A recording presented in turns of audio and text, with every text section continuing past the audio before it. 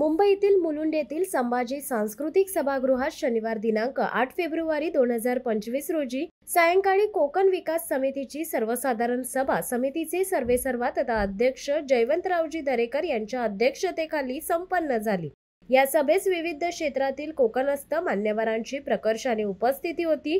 प्रास्ताविकानंतर समितीचे माजी अध्यक्ष जयवंतराव दरेकर प्रस्तुत सभेच्या आयोजनाचा आशय मार्मिकपणे सभेस उपस्थित मंडळी संबोधित करताना आजपर्यंतच्या समितीच्या कामकाजाचा आढावा सर्वांपुढे मांडून समितीची आवश्यकता आणि कार्यक्षेत्र विस्तृत करण्यासाठी सर्वांना आवाहन केले। दरेकरजी पुढे म्हणाले आहेत की सिंधुदुर्ग ते पालघर या दरम्यान विखुरलेल्या कोकण विभागातील विकासाच्या शासनाची उदासीनता आणि कोकणी माणसाची मौन सहनशीलता यासाठीच या समितीचा उदय झालाय। कोणत्याही सरकारी योजनांमध्ये कोकणाच्या पदरी सतत झुकते माप दिले जाते, याला कोकणी माणूसही तितकाच जबाबदार आहे आणि इथे कोकणी माणसाचा स्वाभिमान आड येतो। स्वाभिमानी 100% असायलाच हवे, पण आपल्याकडील विकासाची कास धरत मायबाप शासनाकडे हट्ट देखील धरायला शिकलेच पाहिजे। यावेळी उपस्थित मंडळींनी आपल्या व आपल्याकडील व मुख्यतः कोकणी माणूस व उपेक्षित कोकण याबद्दल अध्यक्षांसह मंचावरील कार्यकारिणीच्या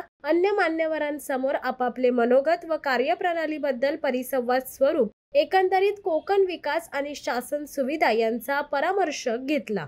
त्यानंतर अध्यक्ष महाशयांनी उपस्थितांकडून आलेल्या सूचना, अपेक्षित शासकीय सुविधा लक्षात घेऊन सर्वांना त्यांच्या समस्या शासनापुढे ठेवून त्यांचे प्रश्न ध्येयास लावण्यास आश्वासन दिले। दरम्यान समितीचे अध्यक्ष जयवंतराव दरेकर यांनी आरंभीच या सभेच्या आयोजनाचे मूळ संकेत विशद करताना समितीच्या कार्यकारिणीची एक महत्वाकांक्षी कल्पित योजना सर्व सभागृहापुढे मांडली की जर आपल्याला या सिंधुदुर्ग, रत्नागिरी, रायगड, ठाणे, पालघर व घाटमाथ्यांपर्यंत म्हणजे तळ कोकण इथपर्यंत अवाका असलेल्या कोकणपट्टीचा झटपट निश्चितपणे विकास साधायचा असेल, मग तो महाराष्ट्र राज्य शासनाकडून असो वा केंद्र शासनामार्फत असो, आपल्याला जिल्हा निहाय किंवा तालुका निहाय विभाग करून तेथे समितीच्या वतीने विशेष अधिकृत व्यक्तीची नेमणूक करून तेथील स्थानिक विकासासाठीच्या कार्यक्रम पद्धतीमध्ये गती आणि 100% विकास कामे साधण्यास चालना मिळेल। हा सर्वात महत्वाचा गाभा या सभेच्या आयोजनाचा दिसून आला। अगदी अलीकडील राज्य शासनाच्या पालकमंत्री या पदाप्रमाणेच खरोखर अध्यक्ष महाशयांचे हे पाऊल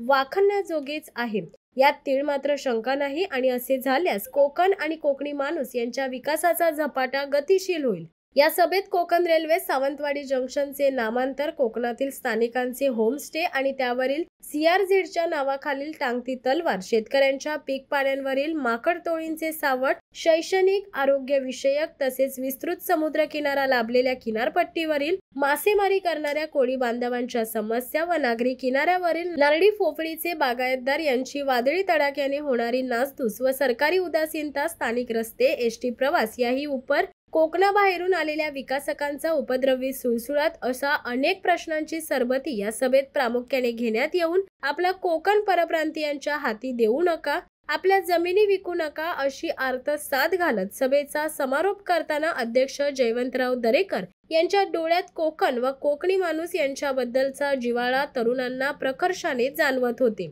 किती पाठपुरावा झाला कोकणाच्या प्रश्नांवर। पालघर, ठाणे, मुंबई, नवी मुंबई, रायगड, रत्नागिरी, सिंधुदुर्ग आणि कोल्हापूर, सांगली, सातारा आणि पुणे च्या संलग्न घाटमाथ्याच्या सर्व प्रश्नावर जे सर्वसामान्यांचे प्रश्न आहेत त्या सर्व प्रश्नावर कोकण विकास समितीने आतापर्यंत पाठपुरावा केलेला आहे। त्याच्यामध्ये काही प्रश्नाला यश देखील आलेले आहे। मी मुद्दामून आपल्याला सांगू इच्छितो की कोकणामध्ये मध्य कोकणाला जोडणारा एक नजीकचा मार्ग जो 112 कोटीचा मंजूर झाला, सावित्री नदीवरचा पुलाचा, राजगाव जेट्टी आणि गोटेम या नदी मधला त्या ब्रिजची मंजुरी, कोकण रेल्वेच्या दरम्यान वंदे भारतची मागणी, SCC मागणी, कोकणातील रस्ते विकास असतील, कोकणासाठी प्रत्येक जिल्ह्याला KEM आणि JJ हॉस्पिटलच्या धर्तीवर हॉस्पिटलचे प्रत्येक जिल्ह्याला एक हॉस्पिटल असावं याची मागणी, कोकणाचा पर्यटन विकास असेल, मच्छीमारांचे प्रश्न असतील, अनेक प्रश्न असतील, त्याप्रमाणे सगळे प्रश्न एका प्लॅटफॉर्मवर हाताळले जावेत म्हणून आपण कोकणाच्या त्या महत्वाच्या प्रश्नावर, जो प्रश्न आहे कोकण वैज्ञानिक विकास महामंडळ, खरं म्हटलं तर 2011 पासून प्रत्येक मुख्यमंत्र्यांनी, मग पृथ्वीराज चव्हाण सर असतील, विलासराव देशमुख असतील, देवेंद्रजी फडणवीस, एकनाथजी शिंदे यांनी 2011 पासून केंद्र शासनाच्या गृह मंत्रालयाकडे शिफारस केली, परंतु अद्याप तो प्रश्न निकाली लागलेला नाही. परंतु तो प्रश्न पाठपुरावा करण्याचा थांबून चालणार नाही. त्याला सतत पाठपुरावा जर केला तर नक्कीच आज ना उद्या त्याला यश येईल. कारण वैज्ञानिक विकास महामंडळ स्थापन जर झालं, मग ते आरोग्य सुविधाचे प्रश्न असतील, एज्युकेशनचे असतील, पर्यटनचे असतील, ग्रामविकासाचे अनेक प्रश्न एका प्लॅटफॉर्मवर हाताळण्याची पद्धत असते. ते प्रश्न जर का मार्गी लागायचे असेल तर कोकण वैज्ञानिक विकास महामंडळाची स्थापना व्हावी, हे सगळे तुमचे आमचे सगळ्यांचे महत्वाचे अपेक्षेचे प्रश्न आहेत. हे सगळे प्रश्न हाताळत असताना खरं म्हटलं तर कोकण विकास समिती आणि त्याचे कार्यकर्ते, त्यांचे सदस्य, त्यांचं योगदान कुठेतरी कमी पडतं अशासाठी की मनुष्यबळ असेल तर पाठपुरावा योग्य रीतीने आणि प्रबळरित्या, मग तो मंत्रालयात असेल, शासकीय अधिकाऱ्यांकडे असेल किंवा अन्य कोणत्याही क्षेत्रामध्ये असेल. मी प्रभानंद रावराणेला कृपया विनंती करतो, आपण स्टेजवर यायचं. मगाशी तुमचं नाव घेतलं होतं. आपण उपाध्यक्ष आहात कोकण विकास समितीचे आणि आपण आहात पुन्हा आम्ही आहोत. तर मी पुन्हा कंटिन्यू करतो. तर कोकण विकास समितीमध्ये अनेक कार्यकर्ते आहेत, परंतु त्यांचं योगदान कुठेतरी कमी पडतंय किंवा कमी जाणवतंय, म्हणून आपल्याला आजला ह्या बैठकीच्या रूपाने साथ घातल्याचा आज हा कार्यक्रम आहे. तसं म्हटलं तर आपल्या कोकण विकास समितीमध्ये काही मोजके मी म्हणे रत्न आहेत. त्याच्यामध्ये अक्षय महापती जे रेल्वेवर अभ्यासक आहेत, सत्यवान रेडकर सारखे ज्यांनी 300 पेक्षा जास्त व्याख्यान स्पर्धा परीक्षा कशी असावी त्या कोकणाचा तळागाळापर्यंत दिलेला आहे. कृष्णा कदम उर्फ के जे कोल्हापूर विभागाचे आहेत आणि वैद्यकीय क्षेत्रामध्ये आम्हाला आमच्या मनोज मधुकर सुराला माहिती आहे, ते बीटी हॉस्पिटलमध्ये, आणि महेश चव्हाण एजे हॉस्पिटलमध्ये आता दोघे उपस्थित आहेत. त्यांनी त्यांचं काम पाहिलेलं आहे. पर्यटन आणि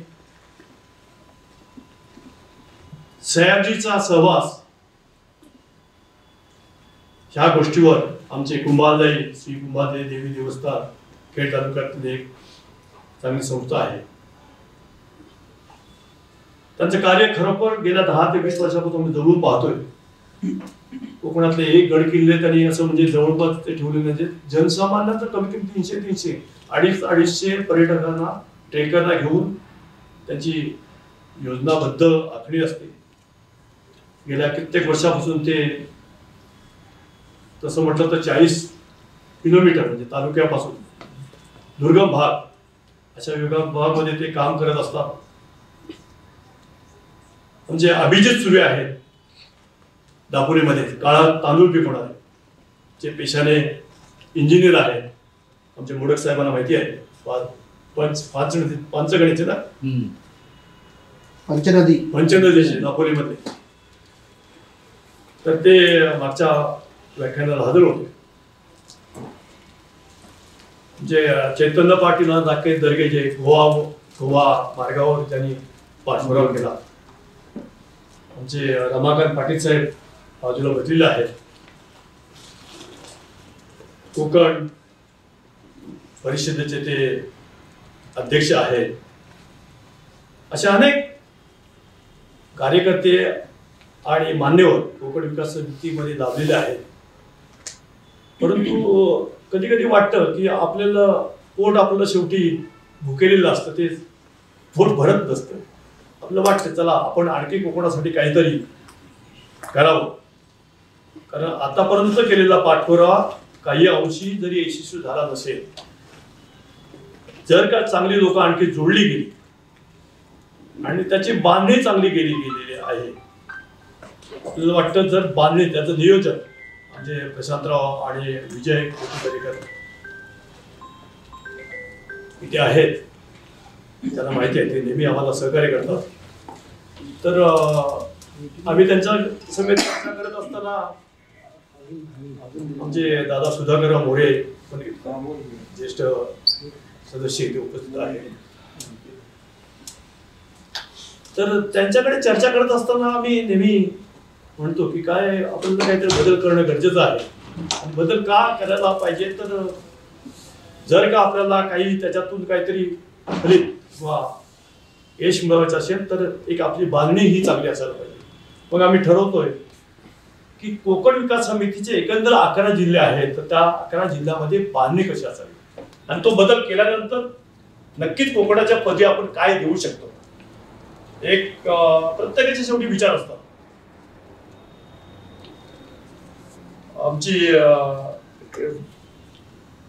पुत्री बाजूला बसले स्नेहा, तर ती पण आता म्हणजे जसे सत्यवान रेश्मा सत्यवान रेडकर जसे प्रत्येक जिल्ह्यामध्ये कोकणामध्ये प्रत्येक विभागापर्यंत पोहोचतात, तसे तिने पण काही म्हणता येईल वसा घेतला तिने आणि ती पण खाली कोकणामध्ये सिंधुदुर्गापर्यंत वेगवेगळ्या कॉलेजशी संपर्कात होते. त्यांना काय हवंय, तुम्हाला आम्ही काय देऊ शकतो, याच्यावर ती पण आता मार्गक्रमण करत आहे.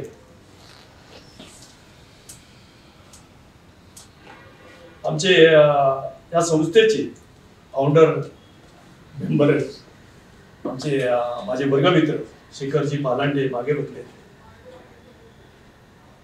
त्यांनी जवळून पहिला म्हणजे कोकण विकास समितीचा ढाच्यापासून त्यांनी काम पाहिलेलं आहे, बघितलेलं आहे. आमचा अक्षय महापती पण सोबत पहिल्यापासून एसटी चालवण्यापासून त्यांनी काम केलेलं आहे.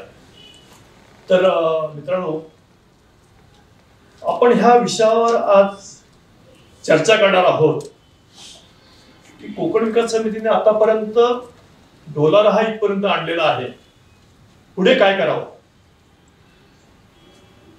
तर जिल्हानिहाय आणि तालुकानिहाय ही एक कमिटी जर का असली आपल्या सोबत, तर त्यांना एक वेगळे अधिकार, त्यांचे स्वतंत्र अधिकार जर त्यांना दिले तर ते नक्कीच आणखी प्रभावीपणे काम करतील. ते आम्हाला पुढे ती माहिती देत असतील आणि आम्हाला आणखी काम करायला फार उपयुक्त होईल. कारण कोकण विकास समितीला पुढे आणखी काही आपले विषय जर पुढे न्यायचे असतील तर अशा समितीची फार गरज आहे. म्हणून मी आपल्या उपस्थितांमधून काही आपल्याला काही सूचना असतील, आपले काही मार्गदर्शक असतील, आपले मार्गदर्शन फार मौलिक असेल, त्याची आम्ही नोंद घेऊ आणि त्या मार्गदर्शनानुसार आम्हाला काय पुढे आपल्याला काही देता आलं तर आम्ही नक्कीच प्रयत्न करू. तर मी आपल्याला विनंती करतो, आपण कृपया आपली प्रत्येकाचं नाव तर मी ओळखतो पण सगळे ओळखत नाहीत, आपलं नाव सांगा आणि आपल्या काय सूचना असतील त्या प्रेमाने आम्हाला जर शेअर केला. मला वाटतं पत्रकार इथे आजला देवेंद्र मोरे साहेब पण स्वतः उपस्थित आहेत, रायगडचे आणि ते दापोलीचे आहेत, ते स्वतःहून आलेले आहेत. मी आपल्या सगळ्यांना विनंती करतो, आपण कृपया नाव सांगायचं आणि आपल्या सूचना द्याव्या. धन्यवाद. मालवण सावंतवाडी. मी कोकण जेवढा रस्त्याने फिरलो नाही तेवढा युट्यूबच्या माध्यमातून जेवढा फिरलो. मी युट्यूब मध्ये जात असताना पहिला सर्वप्रथम माझं लक्ष जातं कोकणाकडे. मी ज्यावेळेला पाहतो की आपली लोक ज्यावेळेला जागतिक टूर करतात त्यापेक्षा कोकणामध्ये जर ज्यांनी टूर केली, खऱ्या अर्थाने टूर केली, तर तिथली संस्कृती, तिथले खाद्यपदार्थ ज्यांनी चाखले तो कोकणाला कधीच विसरणार नाही आणि कोकणाला कधीच नाव ठेवणार नाही. राहायला प्रश्न होमस्टेच्या बाबतीत मला माहिती आहे की नक्कीच त्या होमस्टे वाल्यांना त्रास होत असेल, परंतु आपण शासनाकडे एक प्रस्ताव टाकतो की यांना अधिकृत होमस्टेचा दर्जा द्या. मला वाटतं होमस्टेला एक 4 लाखापर्यंत 5 लाखापर्यंत मोठी हॉटेल आहेत होमस्टेच्या अनुषंगाने, त्यांना 10 लाखापर्यंत त्यांना कर्ज मिळतं.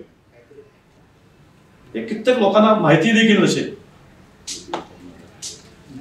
कारण परवाच्या दिवशी मी शंभूराजे देसाईंचं एक लेक्चर ऐकलं होतं. तर त्यावेळेला त्याने ते उघड पण केलं की आम्ही ते तशा पद्धतीने कर्ज देत असतो. की आपल्या लोकांना खरं म्हटलं जनजागृती नाही, आम्हाला देखील माहिती नव्हतं. दुसरी गोष्ट मच्छीमार, पूर्वीचे नैसर्गिक मच्छीमारी व्हायचे, जे छोट्या छोट्या होडी घेऊन जायचे आतमध्ये आणि 2-2 दिवसाने ते परत बिचारे यायचे. आता ती परिस्थिती झालेली नाही. आता LED फिशिंग होतं. म्हणजे मोठे मोठे कारखानदार, मोठे मोठे श्रीमंत व्यावसायिक LED द्वारे आतमध्ये बोटीच्या बोटी मच्छीमार मच्छी घेऊन येत असतात आणि ते 4-4 दिवस 8-8 दिवस फिशिंग मध्ये माल ठेवतात. तो आपल्याला येतो. सांगायचं तात्पर्य, आम्ही मध्यंतरी त्या विषयावर मायबाद सरकारला आम्ही प्रस्ताव पाठवलेला आहे की हे नॅचरल कोळी बांधव आहेत, जे छोटे छोटे ज्यांची पोट त्याच्यावर टाकतात, तर ते कोळी बांधव त्यांची उपासमार होऊ नये, त्यांची नैसर्गिक मासेमारी बंद होऊ नये म्हणून आपण लक्ष द्यावं. तो एक विषय आहे. तिसरा विषय आपला जो आहे माकडाचा विषय. खरं म्हटलं तर गावामध्ये माणसंच राहिलेली नाही, त्यामुळे माकडं साहजिकच आहेत, येणं गरजेचं आहे. परंतु माकडांवर निर्बंध कसा ठेवावा यासाठी आपण वन अधिकाऱ्यांना, त्याचप्रमाणे महसूल डिपार्टमेंटच्या अंडर ते येतं, महसूल सचिवांना आपण पत्रव्यवहार करतोय. त्याचप्रमाणे महसूल सचिव आणि वन मंत्री या दोघांनाही आम्ही भेटून तो प्रॉब्लेम जो आहे तो आम्ही सांगितलेला आहे. त्यांनी देखील सांगितलं आम्ही नक्कीच त्याच्यावर आम्ही एक बैठक लावून तो प्रॉब्लेम कसा सॉल्व्ह होईल यासाठी प्रयत्न करत आहोत. मध्यंतरीच्या कालावधीमध्ये मला वाटतं 150-200 माकडं पिंजऱ्यामध्ये पकडण्याची मोहीम पण राबवली. कारण ते युट्यूबवर आणि व्हॉट्सअपवर सगळीकडे ते मेसेज फिरत होते. अशा माध्यमातून आपण ते प्रयत्न करत आहोत. आता मला वाटतं बाकी सगळे विषय जे आहेत, जिल्हा निहाय, तालुका निहाय अधिकाऱ्यांची नेमणूक, तर मला वाटतं विजयराव पण जिल्ह्यांची आणि जिल्ह्यामध्ये तालुके किती आहेत ते त्याच्या आपण कसं बायफर्गेशन केलेलं आहे, त्याचं विभागीकरण कसं केलंय, जेणेकरून त्या तालुक्याला, त्या विभागाला, मग समजा आता पहिला जिल्हा असेल पाटील साहेब, आपला जिल्हा आहे पालघर मध्ये 3 विभाग, आपण जंगली विभाग आणि खाडीपट्टा विभाग, त्याप्रमाणे हा, तर त्याची आपण विभागणी करतोय. आणि त्या विभागामध्ये आपल्या तालुक्यातली, आपल्या जिल्ह्यातील लोक त्यांनी स्वतःहून एकतर पुढे यायचं आहे किंवा मग आम्ही त्यांची नेमणूक करू, जेणेकरून आपल्याला त्याची बांधणी आणि कोकण विकास समितीचा गाडा समर्थपणे पुढे नेण्यासाठी आपण नक्कीच मदत. शिवसत्ता टाइम्स न्यूज ब्युरो, मुंबई. दे धडक बेधडक वृत्त देणाऱ्या आपल्या शिवसत्ता टाइम्स न्यूज चॅनलला लाल बटन दाबून सबस्क्राईब करा आणि बेल आयकॉनला क्लिक करायला विसरू नका.